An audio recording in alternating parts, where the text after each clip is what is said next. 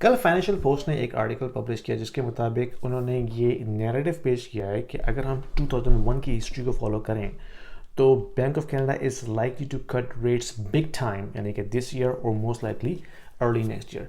लेकिन इसमें कुछ ऐसी चीज़ें हैं जो उन्होंने वाजे नहीं की, तो मैं इसको एक्सप्लेन करना चाहता हूँ।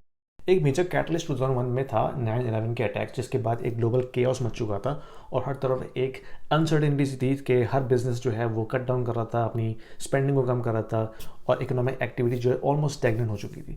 तो उसके मुताबिक जो जीडीपी था कनाडा का वो 5% से गिर के 1.79% पे आ गया था और अनएम्प्लॉयमेंट जम कर गई थी 7% के ऊपर। तो ये वो मैसिव इवेंट्स थे जिसकी बाद बैंक ऑफ कनाडा मजबूर हो गया था कि वो अपने रेट को कट करके इकोनॉमी को स्टिमुलेट करे। लेकिन अभी सिचुएशन थोड़ी सी डिफरेंट है। उसमें ये है कि जो जीडीपी नंबर है वो भी इतना बुरा नहीं है, यानी कि अराउंड 2% से ऊपर है। इसके अलावा जो हमारी अनएम्प्लॉयमेंट नंबर है वो भी अराउंड 5% के अराउंड है या उससे कम है।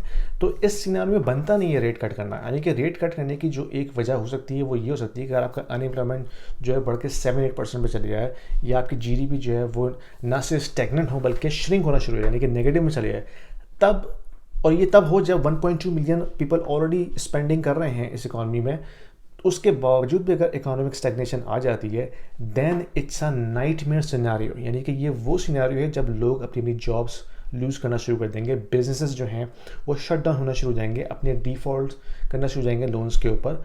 तो ऐसी सिचुएशन में अगर रेट कट भी हो गए तो किस काम के, यानी कि आपके पास अगर जॉब भी ना हो अपने एंड्स को मीट करने के लिए आप लोन्स को क्वालिफाई नहीं कर सकते, क्योंकि अगर आपके पास जॉब नहीं है तो लोन्स नहीं मिलेंगे। अगर जॉब है भी तो आपकी रिस्क प्रोफाइल इतनी ज़्यादा बढ़ चुकी है कि कोई बैंक आपको लोन देने को तैयार नहीं है।